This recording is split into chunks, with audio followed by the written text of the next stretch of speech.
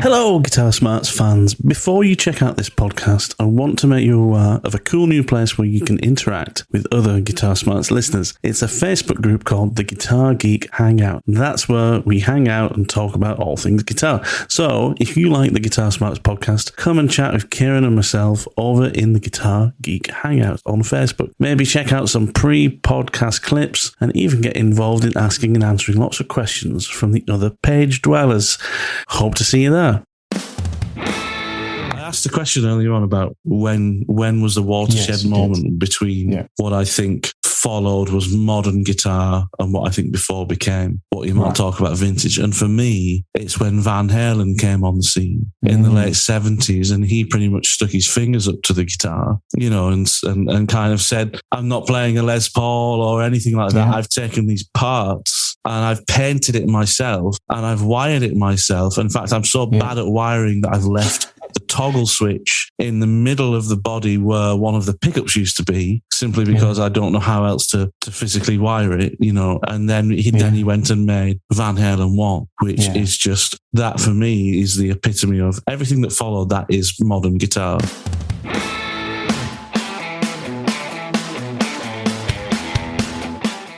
Greetings and welcome back to another episode of the Guitar Smarts podcast. Thank you very much for joining us. This week, Kieran and I are debating on vintage vibes versus modern technology. What is the best? Is vintage the best? Is modern the best? Why is it that guitarists seem to have this predisposed fetish for vintage equipment, and why is it that improvements in modern technology and manufacturing haven't seemed to have made guitarists prefer to use modern technology and modern instruments over, or at least hasn't made them want to covet modern stuff versus vintage stuff? And vintage stuff isn't even really that old yet in electric guitar and modern music terms, is it? I mean, it's still all within the lifetime of a single person, really. But anyway, that's what we're debating this week. We'd love to hear your thoughts on this. Come and give us your thoughts on our social media pages. You can come and give us some comments in the comment section of one of our posts, or you can email us or contact us in the messages on Facebook or Instagram. Remember, if you want to interact with us, you can contact us on our socials, and if you want to contribute to the Guitar Smarts podcast in any way, then you can come and buy us a coffee, maybe on a buymeacoffee.com/Guitar Smarts. Any contribution is very gratefully received. And anyway, that's enough waffle from me. Let's get to it. Exactly. Just the silly things, the little things. Don't sweat the little things. Don't sweat the little things. That's true. Excuse me, by the way. I've got a terrible cough. Oh, mate. I'm struggling with it today. But I'm going to battle on through because, bless you. It's no Guitar Smarts podcast. Oh, mate. I'm sorry to hear you're feeling a bit miserable. No, it's okay. I'm excited. Did you pick this up in Barcelona? Did you party I think too I hard? went out with it. Did you? I kind of had a cough on the way there. I was in the airport buying Everton mints, thinking I don't want to sit on this plane and be like coughing you know away. What I mean? Keep eating sweets to kind of keep myself from coughing. It's not COVID. It's not COVID. I know it's not COVID. Yeah. Don't chuck me out of the country. I know, and it wasn't. I did a test. I was fine. But yeah, it just seems to have developed into a little bit of possibly a chest infection, I think. But I'm okay. I'm in good spirits, you know. I've still got these things behind me, which is great. Gretsch and the Squire. The Gretsch and the telly. I can't. Have we started? Are we starting? Yeah, I think so. Start. This is in it. This is going to be in. This is in. We're live now. Still in. It didn't go well. Yeah. Oh, mate. So we don't get to see the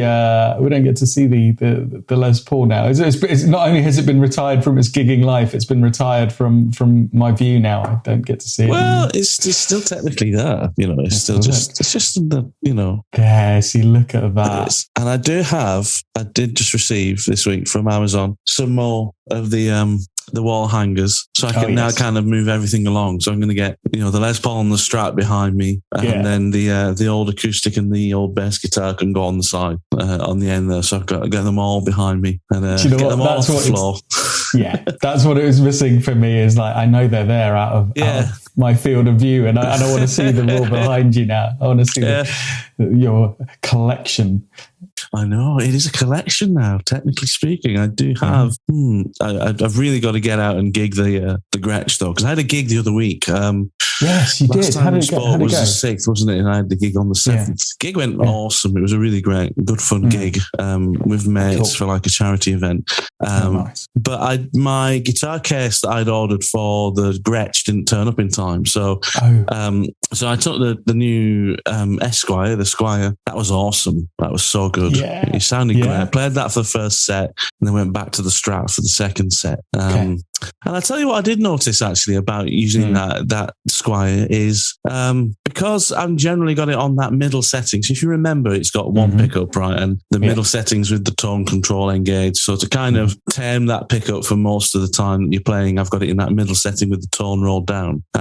When I went back to the Strat later on, and obviously my tone's always up, I had quite a bit more volume. I didn't, you forget that rolling the tone off is literally rolling volume off as well. It's just the volume for certain frequencies or a certain band of frequencies, right? So it does affect your dynamics, and it just didn't occur to me at the time, but it actually made it really feel great to get the Strat back on in the second half of the gig. Nice.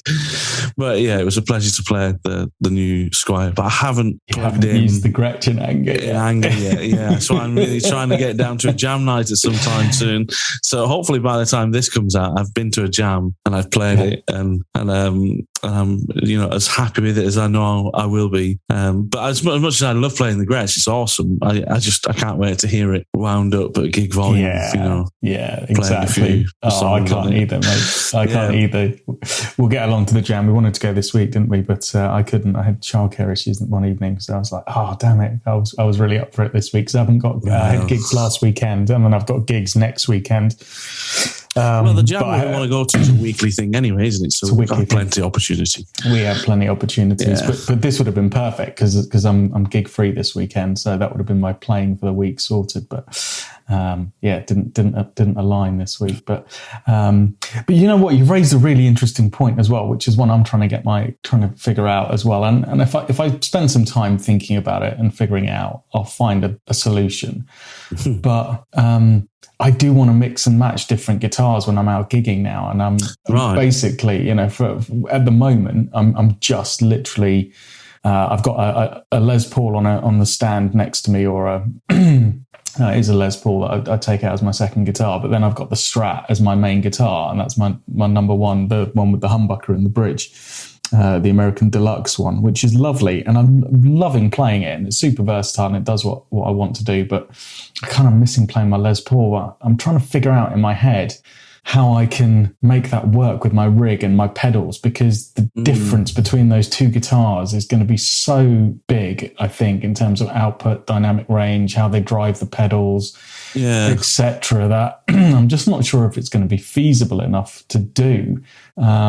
At least certainly within a set. I just can't figure out how that's going to work. Maybe I do one set with like you did for the latest gig, one set with one guitar, then during the break, switch over to the other guitar, make my adjustments, re-EQ things and stuff. But then I just go, I can't be arsed. That's just going to be too much like hard work. So maybe I just alternate guitars over gigs and just go, well, I think I might do that for the next gig. I might just, because now I've started to gel in with this new band and I've had like 3 or 4 gigs with them now. So things are starting to feel really comfortable. Maybe I'll push myself out of my comfort zone for the next gig and just do it all on a Les Paul and just see how that goes, because I'm really missing gigging a Les Paul, I must say. Yeah, and you've got some nice ones as well, like those Tokais you've got that you set up. Those are real gigging monsters, aren't they? You should take one of those out for sure. Yeah. It's the same feeling you've got with your Gretsch. It's like, I want to get out and gig that one because I want to use it in anger in a gig. And also, it's kind of like, those guitars speak to you differently, so you kind of play differently. I play differently with my Les Paul. Yeah. And you could sit there and say, oh, well, it's the scale length, or it's the weight, or it's the sound of the pickup. works, you've got to play slightly differently. But no, really, it's just a slightly different instrument, and you kind of treat it slightly differently because, you know, it feels and sounds different. You respond to your instrument, don't you? So much about playing an instrument is the feedback you get from the instrument as you play it, and that informs how you kind of continue to play. It's almost like a relationship, you know, and having a different instrument for a gig helps you to kind of open up different avenues in your playing, I think, as well. So exactly, you know, I think you should do it, dude. I think you should take out the double neck SG. Go for it. I'll kick on that and just see where it takes my playing. No, there is something right in what there is everything right in what you're saying, which is you find a way to make that guitar work for you in that situation, to make it do things that you need it to do that it might not naturally want to do. So even the Strat, right? For me, the Strat is super comfortable for that function type set, because I know that the neck pickup setting and that kind of position for kind of out of phase setting, I've got all my kind of funky sounds straight in there, single coil stuff, little bit of dirt. I know where I am, happy days. But I kind of have to think about what I'm doing with my pedals and even with the humbucker to get a really rocky sound, because it's not a Les Paul and it's a different approach. And what I'm trying to get my head around is how am I going to apply that to a Les Paul and get all those funky, cleaner, slightly broken up sounds that some songs require. Whereas then when it's the kind of more rocky numbers in the set, I'm just like, well, this guitar is just born to do it. But as you say, I've done that with those guitars in various settings and various gigs, and you just find a way to make it work with playing with tone controls, playing with pickup selections, EQing pedals slightly differently, and your intuitive kind of technique that you play those songs with. You just modify slightly and use your fingers a little bit differently to accent certain harmonics. So exactly that. Yeah, you kind of you go with the flow a little bit more, don't you? You know, kind of play for how you feel at the time, and it's all one big kind of soup of, you know, your amp and your pedals and the guitar. And changing one of those things isn't going to change everything too drastically, but it's going to make you play and think a little bit differently on the night, and that's probably going to be a fun thing. A bit more fun, to do. You know, sure. Like you're saying, like, how can I get this Les Paul to sound a little bit, like a Strat. More like a Strat. Yeah, I know you're not saying I want my Les Paul to play. Yeah, I know you're not saying I want it to sound exactly like a Strat, but I know what you're saying, right? There's going to be certain songs you do that have Strat sounds inherently, you know. Yeah. And how do you get the Les Paul? And I would say, don't bother. Just use the Les Paul sounds for the same part. That's it. It'll be fine, you know. But long train running is what I'm thinking of in my head. It's exactly just like, that kind of thing. Or the intro for like Sweet Home Alabama. It's just like, I know exactly where to put the Fender Strat to make play that funky music, something like that. All of that. It's just like, how am I going to get that from the Les Paul? But invariably, when everyone's up and dancing and drinking and the band's playing at full volume, it will still work absolutely fine on a Les Paul. Exactly no one will go, seems to be missing that kind of slightly out of phase tone that I was expecting and hoping for from a Strat, and he's playing a Les Paul. What a disappointment. That never happens. No. It never happens. What you could do is use it as an excuse to say, well, do you know what then? It means that my pedal board that I have is set up perfectly for a Strat, not a Les Paul. Maybe what I need to do is get a second pedal board. And for my Les Paul, with a few adjustments. Well, do you know what? I have 1, 2, 3. I'm not a huge pedal collector. I'm not Mick and Dan from that pedal show where you just dial in and they've got like 700,000 pedals sitting behind them. But I've got about half a dozen or so pedals sitting over on the other side of the room on a shelf, which are ones that just don't work on my board with a Strat very well, but they really work with a Les Paul. Les Paul, yeah. So what I will do for the next gig is swap the pedals out. That I know there's 2 or 3 of them. Like that way huge pedal that you recommended to my wife. The STO, like that just with a Les Paul through my Blues Deluxe, it just works. There is something about it. It just everything is right in the world. That combination is amazing. I can't really get it to work very well with a Strat. It just doesn't. I don't know. Well, also your Strats don't have kind of normal Strat pickups, right? Is that right? So the one of them does. One of them, right, okay. The one I made has got bare knuckle Irish Tours in it. But you're right. The American Deluxe has got the noiseless threes in it. Yeah, so not classic pickups. Yeah. Well, see, this is the thing. Horses for courses. It's kind of one thing can sound amazing with one guitar, and it just doesn't quite cut the biscuit with cut the biscuit. Has anybody ever said that? But anyway, it doesn't quite cut the mustard. That's it. I think we should cut mix as many metaphors on this episode. I think I've destroyed many turns of phrases. Anyway, so it's funny, isn't it? It's all like I said. It's like a big soup, isn't it? Of different things, of ingredients, guitars, all your pedals, and everything. It's just a case of play around with the ingredients from gig to gig and have fun and experiment with it. Otherwise, that's what I do with my Helix. My Helix. Like the last time I gigged, you see, I had a dual amp rig. I was playing through a Plexi and a Fender Deluxe, and switching between the two for my clean and my dirty sounds. That's what I had on my Helix. It sounded fantastic, stereo delay. What a pleasure. I had a clon for a bit of a boost, just to kind of thicken things up a bit. It's just the next time I go out, I'll probably take myself, with a Dr. Z, maybe. Probably use a Dr. Z amp and maybe a clean Soldano or something like that. Literally, whatever you can think of, you can now program. It's there. Whatever I want. It's there. Honestly. It's there. The world is my about oyster. Old school technology from me. Versus modern. Yeah, versus modern. Well, there you go. Well, that's what we're talking about this week, isn't it? What a segue that was. What a segue. Completely unintentional, but it happened perfectly. So this week.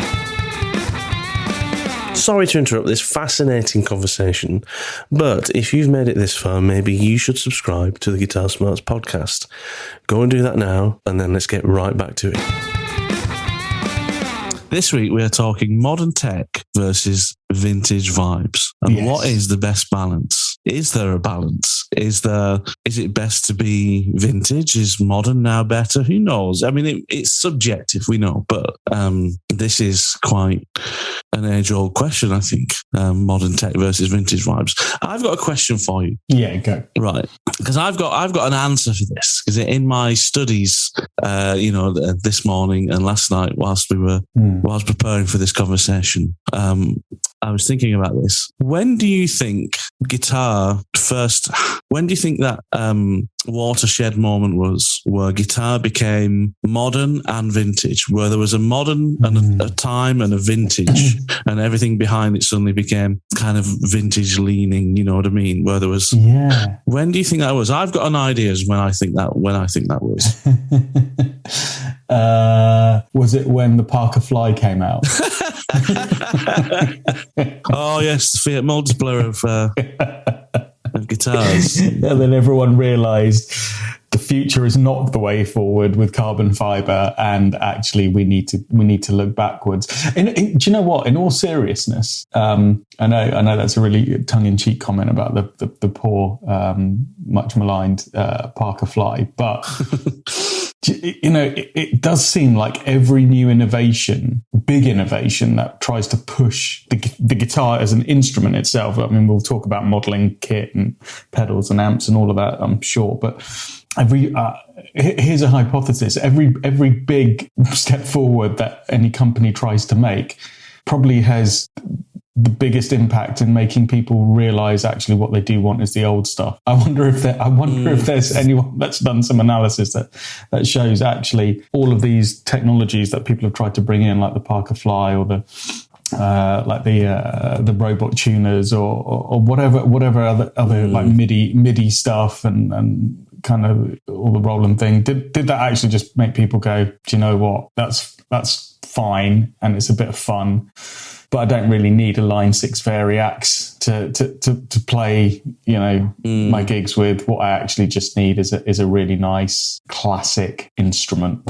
And they made some great ones in the 50s, 60s, whatever. So I'll just go and get one of those. I don't know. There seems to be a reluctance. I think we've spoken about this before, but there seems to be a degree of reluctance at pushing forward in the main away from the traditional. So then do you know? Yeah, absolutely. I'm sorry, I interrupted you there. But I was going to say, for me, I think there's an element of cork sniffing. You know what I mean? I do. Honestly, I think you're going to have to explain that because our global audience might not understand what cork sniffing means. Right. Okay. So it's kind of. It's kind of. I think some people get caught up on irrelevant details, and think that those things are really important. I think there's an element of that when it comes to vintage gear. Like, nothing's quite like a vintage Telecaster with a slab board instead of a veneer board. Because they built those from '59 to, and I think that those details are all important in the history of guitar building. But what do they really matter in terms of playability? And I mean, when I listen to guitarists that move me now, I'm not thinking, oh, if only I had the same, vintage spec instrument or something like that. Do you know what I mean? I find that's my understanding anyway, at least of the term cork sniffing. It's irrelevant details that people seem to think are important. And I think there's a lot of that in the world of people that really love vintage instruments and things like that, or at least say that nothing's better than a vintage tone, a proper tube amp and an old guitar. There's nothing modern that's better than that, which I think is nonsense. I think almost everything modern is well, not just better. I think it's objectively better. I think it's things are manufactured better now. Especially in the high end range of guitars. Using you look at people like John Suhr. A guitar from him would cost £3,000-4,000, and it might have a vintage look or some vintage kind of vibes, but they're inherently modern guitars with modern features, and they've been built using modern CNC machines and high technology. These are modern instruments, and there's absolutely no way, objectively speaking, that a vintage instrument is better than that. But like I said, there's some cork sniffery and mojo that goes around. Do you know what I mean? Well, I do. I think you've laid. We're not taking sides on this, or at least I don't think we intended to take sides on this. But I'm going to argue the flip side just to play devil's advocate on it. But so look, I mean, some of the world's greatest players, right? People that can arguably afford any instrument of their choosing, right? They could go and buy the greatest modern made guitar.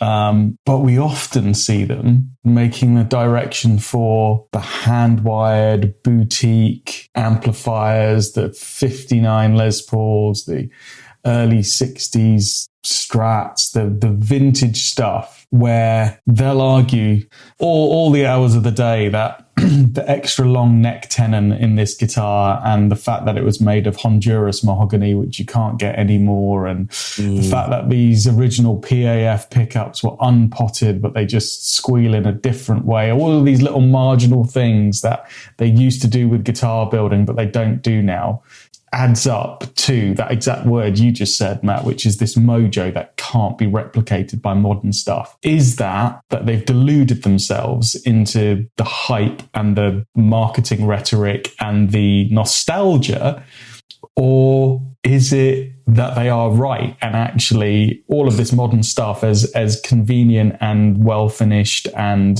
with all these minuscule margins of error and tolerance and the quality control are all great, but it still doesn't sound the way a great vintage rig would. I don't know. Why are these guys going and playing all this vintage stuff when money's no object? Yeah, why are they? That's a really good question. Yeah. Why? What are you doing? Why are you spending £200,000 on a Les Paul? Get a Murphy Lab, if that's the vibe you want. No, it's a good question because it must, playing guitars and playing music is a very emotional thing. you have to surely be aware as a musician that sometimes you're going to play instruments with a history and a story to them, and that's going to play into your emotional experience playing that instrument. But does that then mean that it's really the instrument that is special, or is it the experience you're having? What's really happening then with a vintage instrument? Is it because you know it's vintage and it feels amazing to you as a musician to have that experience that makes it that good, or is it something inherent to, do you know what I mean? Is it something tangible about the instrument itself that makes it that good? I would argue that it's the emotional aspect of it. I think that's why a lot of people always go back to, like you said, the handmade, this handmade guitar amp's wired exactly like a vintage, original Tweed Champ or something like that. And you think, well, that's great, and I'm sure it sounds good, but what you're experiencing is a mixture of, I think, something that you like the sound of and a placebo effect of, this is something more special than normal things. Do you know what I mean? I do know what you mean. And look, I mean, I can't answer the question definitively myself, right? Because I haven't played a $500,000 59 Les Paul to be able to go, nah, there is mojo in this thing that is witchcraft and cannot be replicated in a modern instrument. But I have played guitars from Gibson costing, many thousands and thousands of pounds, like some of their custom shop stuff. And I've been a bit disappointed or gone, it's not all that. So I don't know. Yeah, I think there is a romanticism with it. Great word. It's definitely that. And I think there's a kudos that comes with it, and there's a like anything in life, right? If would you walk around if money was no object with a top of the range Casio digital watch on your wrist, or would you walk around with a vintage Rolex or Omega or whatever watch you happen to think? Because there's a prestige and there's a kind of there is a prestige. You're right. I think that's but what does that have to do with the music that's made, do you think? Well, that's the key question, and this is probably maybe one of the key differentiators between the vintage versus modern argument, and might then polarize where individuals come down on this and whether they care about it or not. But aside from the romanticism and aside from all of the really geeky technical stuff around, materials used and manufacturing processes that create this mojo, which you can buy into or not, I think maybe one of the strongest arguments, which is difficult to argue with, is when somebody wants to play a vintage instrument because for them, it has this history in of itself, and it has a story that it's told through its life, and it's who's owned it before and what gigs it's done before and the battle scars it's accumulated, and the story. If the guitar could talk, this is the stories it could tell, and then that individual playing that vintage instrument then becomes an ongoing custodian of that story about that instrument. So it is romanticism, but it's like when a player wants to, continue that instrument's life story somehow. And that's why that's why I like playing vintage stuff, because it's got a story behind it, and it's got some kind of like pedigree to it. I don't know. I think I see what you mean. It's almost like you're becoming part of the history of something else. It's like you're right. It's like you're providing, you're putting part of yourself out into the world forevermore to be part of the history of something else. Do you know what I mean? It's like exactly. It's like if Joe Bonamassa owns one of these 59 Les Pauls and stuff for a few years, it's kind of that guitar will probably live on past him, but he'll be associated to it in some way. And I guess you could say the same thing about a vintage instrument that has, like you say, a story. Maybe like a 60s Strat or something that a few people have owned before you, and it's done plenty of gigs here and there. And you think this has got a great story of its own, and there's going to be a chapter of that story that where it's mine, it's under my custodianship, if you like, and I can appreciate that. I really can, because that is that's about the journey of ownership, especially when it comes down to things that are as important emotionally to musicians as their instruments. I think that's the journey of ownership is something that's very important. None of my guitars are vintage, but like my Epiphone Les Paul is really not worth very much at all from a guitar point of view, but it's incredibly important to me. Like we spoke about before, sentimentally, it was a gift to me from my mum and dad for my 21st birthday. I've done countless gigs on it. There's scratches on it and marks on it all over the place, and I could tell you exactly how most of them were gained. And I love that instrument, but it's not because that mojo, if you like, almost, that it's built up over time. It's because that story that we share together, instrument and musician, has grown over time together, and it means more to me. Whereas, I do struggle. I can understand the vintage argument, but I struggle to really kind of feel like it's a justifiable thing, Especially because modern instruments are so good as well. Well, it's that journey of ownership you talked about, and I am literally playing devil's advocate, because for me to own a vintage instrument, it would have to be like a super clean, like, how would you describe it? Like museum grade piece. Come on, Kieran. Every instrument for yours has to be super clean, doesn't it? No, but this is my point. Like, because of the whole OCD thing, right? Like, you use the words journey of ownership.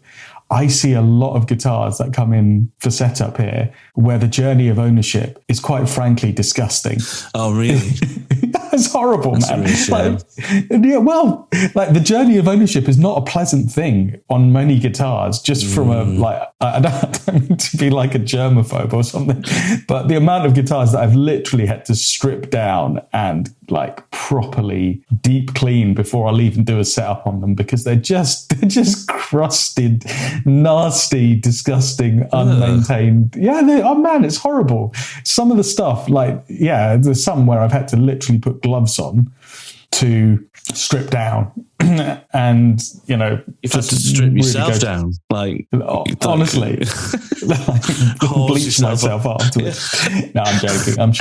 I'm sure Peter Green's Les Paul is not covered in like his own spit and blood and sweat and stuff, but I'm sure it probably is. But that's number one reason why I wouldn't own a secondhand vintage instrument unless it was like museum grade, been kept in its case under a bed, because most people are pretty disgusting with their guitars, if I'm honest. It's just bizarre, isn't it? Yeah. That's a good point. There is there's a hygiene conversation to be had about vintage instruments. Where have they been? That's enough to take the mojo out of it for anyone, I'm sure. If you can convince them that you don't know where that's been. So why? It's disgusting. No. All right. Chris Buck has a really good account of this on his YouTube channel. Phenomenal guitarist, and he famously for many years gigs like Yamaha guitars, and I think his number one for a long time was like a Highway 1 Strat. Which is not dissing Highway 1 Strats. Plenty of players rated these as awesome, right? I think some of those Highway 1 Strats that came out had like nitrate finishes on them and really high-end spec stuff. Corey Wong, he's number one Strat, Highway 1. Yeah, they're great guitars, but they weren't like the premium custom shop level guitars or vintage by any standard. And he said, look, this guitar does everything that I want it to. It's a great guitar. It plays well. But I know intrinsically, aside from the kind of sentimental value to it, intrinsically, the monetary value of it is not high. No. So I'm not constantly worried about the fact that I'm taking out a 20 grand, 30 grand, 40 grand, whatever the figure may be, vintage instrument that's going to get damaged or stolen. So I guess for many gigging guitarists, that's not like professional. And obviously there are some professional guitarists that listen to this show who are like, well, my guitar tech takes care of that. And it's in security guarded flight cases. And, you lucky bastards. I know. Yeah. For most of us, no. Yeah, exactly. For most of us, it would, never really happen. Although we have said before, like if you're, and I've said this, I think, a number of times about when I've been disparaging the Murphy Lab.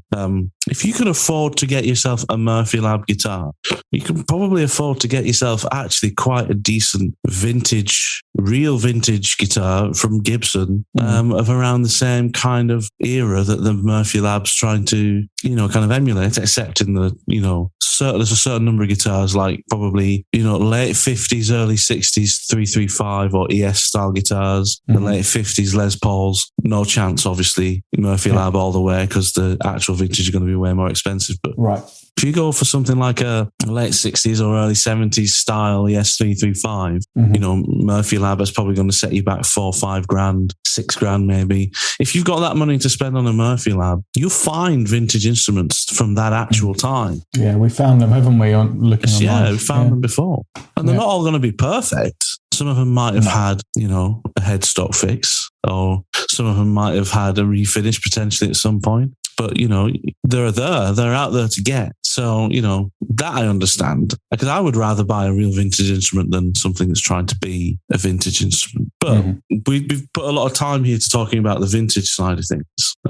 Let's talk about modern instruments and why, what modern instruments there are. What does the world of modern instruments look like now? Because one of the things I guess we haven't acknowledged as electric guitarists here is that vintage instruments still aren't really that old. You know what I mean? I mean, a vintage violin might be something like a 200-year-old Stradivarius, but for guitars and electric guitars, it's a very short amount of time. It almost seems silly to be talking about some things as vintage and some things as modern because it's still within the lifetime of a person. Do you know what I mean? It's kind of, my mum. How old is vintage then? How old is vintage? Well, that's it. My mum, she's still here with us. She was born in 51. That's before the Strat came out. That was before the Telecaster came out.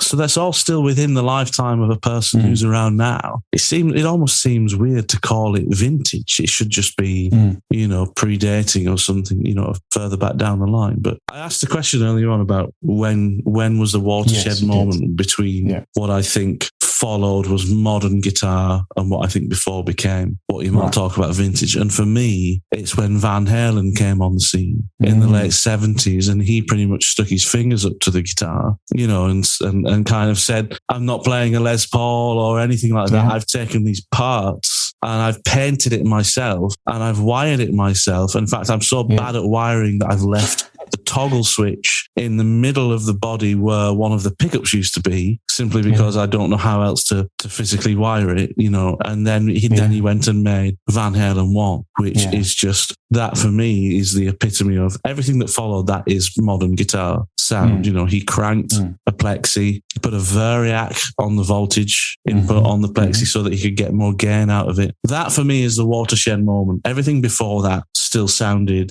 a certain way, all the way from kind of the 60s through to late 70s. And then everything that followed Van Halen, that's when things started getting modern. People were making guitars like Van Halen had made his own guitar, and people were starting to make guitars like that with Floyd Roses and, BC Rich was born. BC Rich was born, hot pickups and pointy headstocks. That's it, amplifier manufacturers started thinking guitarists need more gain. We need to, create more gain stages because how else are they going to get that sound? So that for me is the watershed moment between modern and vintage. I think anything that looks like something Van Halen would have played is a modern instrument. And he was a proponent all his life for modern innovations in guitar. A lot of his guitars had things like the drop. Do you remember the drop D tuner thing on the Floyd Rose? You could just twist it and it would automatically drop guitar to drop D. You twist it back and it would just retune it immediately to E. That was cool. So I don't see any reason why there should be any competition between modern and vintage, really, because they're both so equally important. But I'm gonna say two words to you, and I want you to tell me why these two words are so bad, because I've got to be honest, I don't get it. Okay. Okay. You ready? I have no idea what these two words are. Okay. Go on. Robot tuners. Why are they so bad? Why? Well, individually, everyone loves a robot designed to make your life easier, right? makes your life easier, does stuff for you that you don't have to do yourself. Yeah. Who doesn't love the concept of that? Tuners, essential on a guitar, keeps you in tune, keeps you sounding great. Perfect. Put the two words together and it becomes the most divisive two words in the history of guitar. Guitar manufacturing, exactly. Why is that? So there's different schools of thought, right? One school of thought is the very kind of elitist, snobby view of the world, which is, well, you're not a proper musician unless you have perfect pitch, and you should be able to tune your guitar without the need of a tuning fork or a tuner. And Robot Tuners is one step so far that you're literally dumbing down the art form because you haven't even bothered to train your ear to tune the instrument yourself. All right, I'm not going to argue whether they're right or wrong. That's just one perspective. Another perspective is it's really ugly. It has no place on that particular guitar and completely ruins the look and mojo and vintage features of an instrument. It would be like, I don't know, what would it be like putting a flux capacitor in like Henry Ford's first like automobile? It would just be weird. There's a reason Doc Brown pulled up in a DeLorean with it just looked right. That's right. It's like putting a Tesla electric engine. Yeah, I don't know.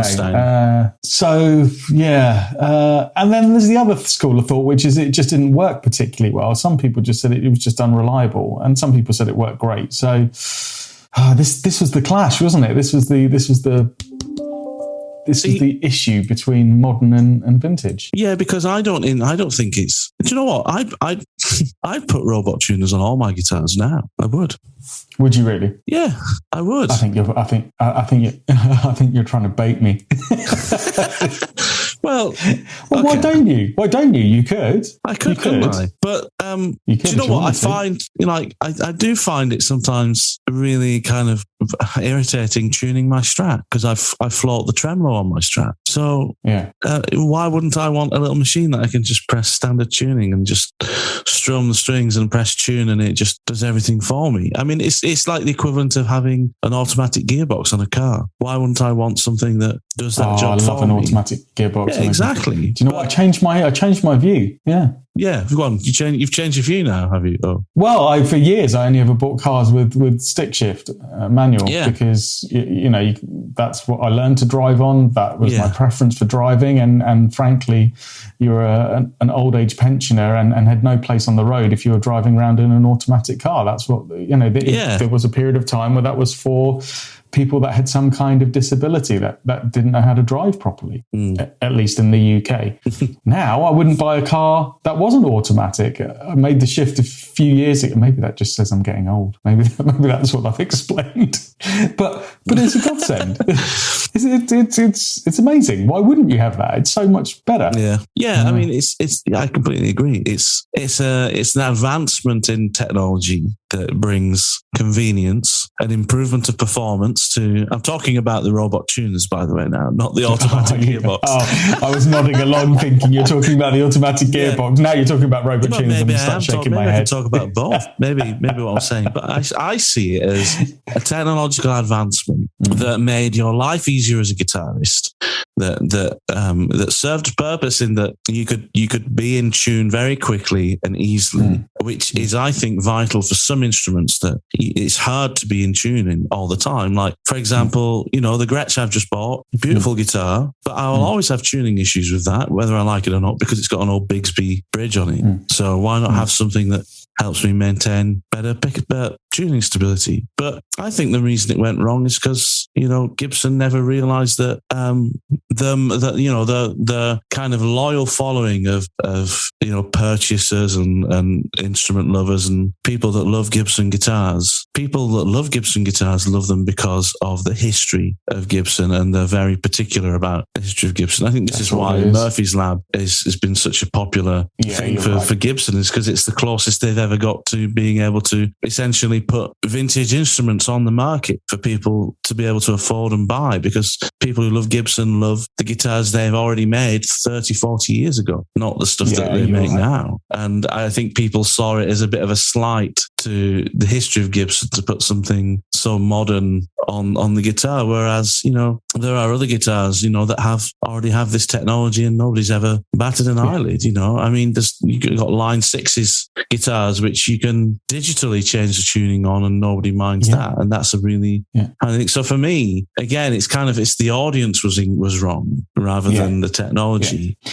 I completely agree with you. That's probably the best explanation of why Robot Tuners failed, is they put it on the wrong guitar. Yeah. Effectively, the people that have got the money, you know, from whatever it was, the late 90s through to today, that grew up coveting, you know, a beautiful Gibson Les Paul. It didn't have a robot tuner on it, so they don't want a Gibson Les Paul with a robot tuner on it. But probably Gibson could have put it on any other number of their non-heritage type models, and people would have lapped it up. If Line 6 had stuck it on their guitar, we'd have all been praising Line 6, going amazing innovation. So I think you're right. I think it was just the wrong guitar in the main for that technology. I think so too. I mean, any other guitar. I mean, there are guitars now, modern guitars that kind of, you feel like they need robot tuners to add to the modern vibe almost. Yeah. I was looking at some modern guitar brands. When I say modern guitar brands, I don't just mean young brands. I mean brands that are specifically making stuff that I think entirely modern in their design and outlook. And have you heard of Strandberg guitars? Have you ever seen any in terms of? No. Just never had to set one up or anything like that? No. So for me, that is seen one in the flesh. Yeah, these guys for me are the epitome of what it means to be a modern guitarist. So StrandbergGuitars.com. You've got people like Pliny, you know, the Australian kind of progressive metal guitarist playing them. But they call them. What do they call them? Do they call them headless or headstock, non-headstock guitars?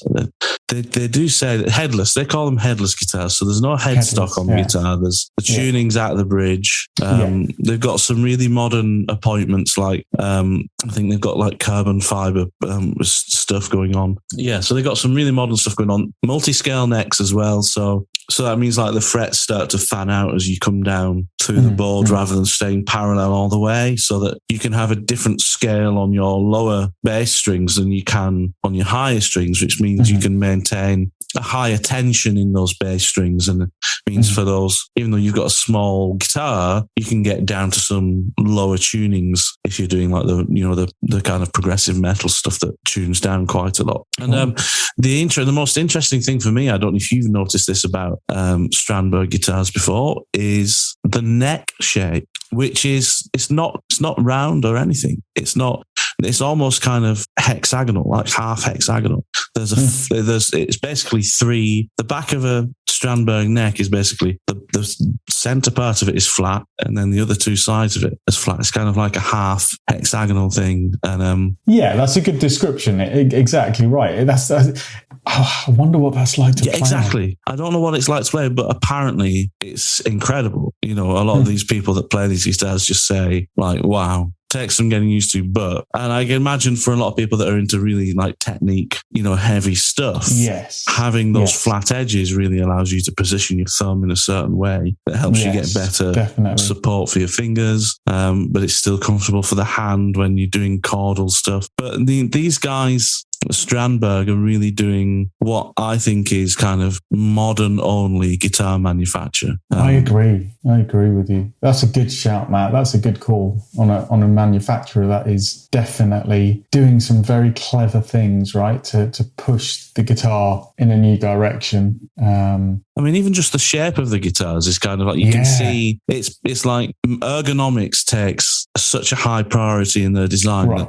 They're still making beautiful looking guitars, but the shape of their guitars is kind of, our guitars are this shape purely to make the standing and seating comfortable, you know, kind of options for playing these guitars comfortable. Do you know what I mean? You can see it. You can see it. Yeah, you've got the curve where you can have the guitar sat on your lap normally, or there's then another curve so you can have it kind of upright. on your lap in a comfortable position. And that is a really innovative move. You know, they're not pandering to older designs. They're not trying to go, well, everyone loves a Strat, so let's just do our own version of a Strat. You know, we're doing guitars this way for modern guitarists to be able to realize, you know, the benefits of some modern guitar design. And that's what we're doing. I don't think I'd ever buy one of these guitars. It's not something I would buy. Well, that was exactly going to be my next question. If you had, I'm looking at the Bowden Fusion NX6 Bonfire Red,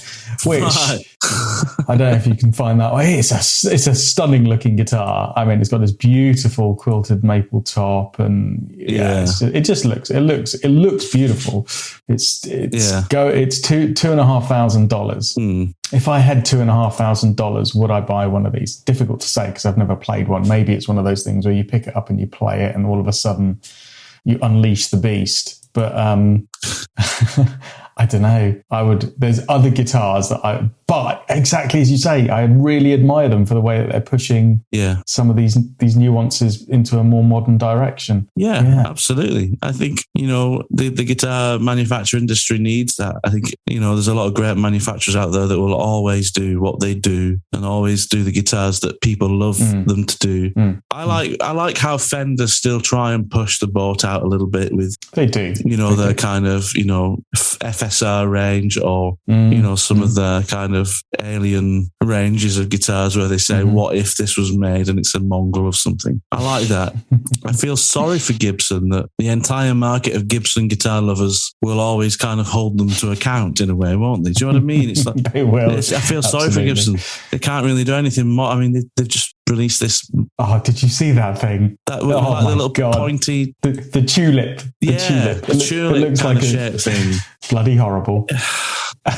Gibson. What are they doing? I mean, it's not a particularly nice guitar. At least they've managed to release something new, but it's not great.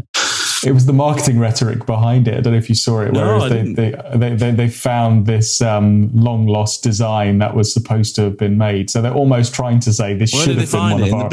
It would literally. This is the one that never made it. And I just reading this, going, guys, there's a reason it never made it. Look at it. It's a shocker. But I guess they were trying to, rather than somewhere they'd done a focus group clearly that said Gibson heritage, like traditional stuff, don't mess with it. Please, let's not have another Robot Tuners on our hands. Stop trying to push innovation. That's not what your core customer base requires. So the marketing guys went, right, how are we going to spin this one? And they'd go, this is the long lost Gibson that was never made, but the design is an old design, and it was designed by the guys that brought you all the ones that you loved.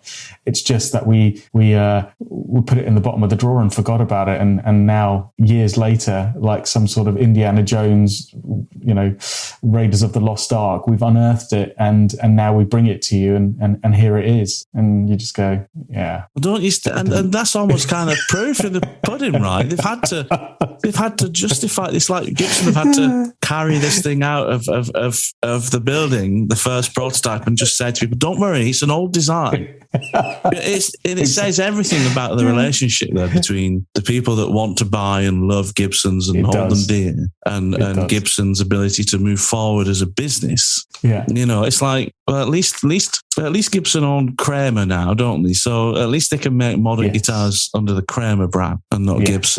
But I do feel sorry for Gibson because they'll never be able to stop. They'll never be able to. There'll always be somebody going, "Oh, remember that 50s Gibson that Rick Nielsen played in Cheap Trick? Do another, you know, custom shop run of that guitar," and they'll never be able to make anything new or innovate anything. And I feel sorry for them. It's a horrible guitar. Gibson's custom shop, Theodore. Theodore. It's called Theodore.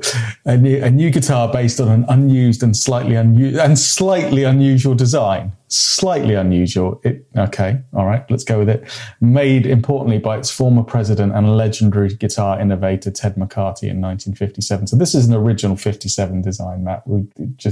It's just taken this long for them to bring it. So this would be one of the designs that Ted McCarthy would have kind of done to warm his hands up in the morning. So it was probably crumpled up, right? Yeah. And you can't say it's an original design if do you know what I mean? If I design a recipe now for something I want to have for lunch because it's lunchtime and I'm hungry.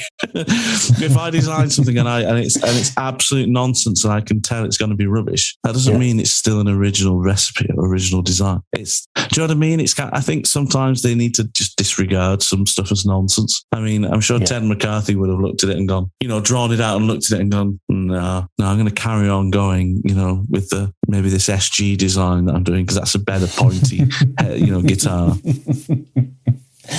Wow. Write into us. Tell us we're wrong. Tell us you love the Gibson. Yeah, maybe people do love it. I don't know. Acoustic headstock and bizarre tulip configuration. Good Lord. But I think... We're just bashing Gibson again, aren't we? Yeah, it's terrible. So to summarise for me, I mean, every guitar I have on the wall here is either based on or is a vintage style of guitar, but it wasn't made in a vintage time. And I love these guitars, but I guess for me, I don't really understand why vintage instruments seem to be considered as superior necessarily. I don't think that's the case. In any other area of industry, technology, manufacturing capability, design, it gets better over time. I think it's the same with guitars. I think people who really, really love and think that, vintage instruments and amplifiers are superior, I think they should maybe question themselves. I just ask themselves, why do I think that? Maybe I should go out and try and look at a few more modern instruments and just see if I can challenge that belief I have about vintage instruments. Because I like I said, I love vintage instruments. I like the way that they look. I like the way that they sound and play. But I love modern stuff too, and I love the way that modern manufacturing is going for guitars. I think it's fantastic. Well, I couldn't have said it better. I think it's always nice when you can blend a healthy mix of the two things, scratch that kind of vintage traditional thing within a rig and then know the elements that are better off being modern. And at the end of the day, it's how it sounds and how you feel about it, isn't it? So, there is no right and wrong. It's all subjective stuff, but nice disclaimer. It's just to prevent Joe Bonamassa coming after me. Cool, dude. Are you gigging this weekend? No, nothing this weekend, which is nice. I got a weekend off, and then the week after, starts a nice little string of gigs. But I've got some holidays coming up as well, some trips abroad. So this is my last weekend of just chill actually, and I've got a couple of guitars to set up this weekend, and then next week, back on the gigging wagon, and that should be great. Fantastic. How about you, mate? You got any more dates in the diary coming up? Your dates just seem to drop in at short notice these days. Sometimes a date will drop in. I'm trying to start a new little band project with some friends at the moment. So Rory Harvey, and some guys I know in the Guildford area, great musicians I've known for a long time, Chris Nugent, Owen Logue, Tom Worrell. Some of these guys I've known for a long time as superb musicians, and I just kind of asked them, do you fancy getting a little pub club band together doing music that we want, that you want to do, that you never get the chance to do? And I'm talking like a lot of yacht rock kind of stuff, a bit of Toto, a bit of Michael McDonald, maybe some Steely Dan. Wonderful stuff like the stuff that I've never had the chance to play, but I'd love to play. But also, I'd like to play with these guys because I miss playing with them because they're all such great musicians. So I'm hoping to get together with those guys maybe end of June, around that time, if they're free, start jamming out some stuff, and then maybe get some gigs in the diary after that. But other than that, no, I mean, it's just going to be the occasional jam night for me now for the rest of the year. No more gigs kind of planned. I'm probably going to turn a lot of them down, unless, if I can't really turn the money down, then I won't. But I don't need to do them, and a lot of them are a pain in the backside. So wedding gigs where you just got to be there 6 hours before you're playing, and how it is. Yeah, I do. You're all depths in the band. Nobody's sorted out a set. Yeah, just find it hassle. But yeah, that's me. Well, if you do get that super group together, my God, I'll definitely come along and watch that, man. That would be amazing to watch. I know some of those guys, and I know you have spoken to me about some of those guys at length and told me how amazing they are. So yeah, that'd be amazing. But yes, it is wedding season upon us, and that's it. Yeah, I've done a couple of weddings already this year, and a couple more to go. So yeah, they're always fun. They're always fun in their own unique way. Yeah, I know. Yeah, I'm looking forward to the fact that the next gig is a pub gig though, and not a wedding. It's just like, brilliant. I miss those gigs. You know. Just go nuts in the pub and just that's it. Have a laugh. It's relaxed. It's more relaxed. Yeah, cool, man. Well, look after yourself, buddy. I hope your cough gets better. And it sounds like you need to rest up this weekend, anyway. Yeah, I do. I'm going to take the rest of the day now, just to chill out and good man. And try and relax a bit, and maybe do that for the weekend as well, depending on how I feel tomorrow. All right, buddy. Well, you look after yourself. Yeah, and, man, you too. Yeah, let's catch up again next week. It'd be good to chat. For sure. Brilliant, buddy. Have a cracking week. See you on the next one. All the best, bud. Ta-da, mate. Thanks so much for listening to this week's podcast. We hope you enjoyed it as much as we enjoyed making it.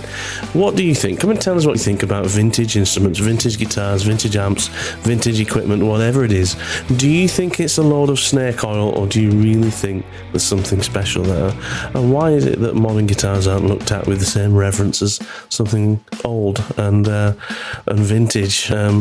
Anyway, more interesting conversations in a couple of weeks' time from Kieran and myself. Hope you've enjoyed this one, and we look forward to seeing you in a couple of weeks' time.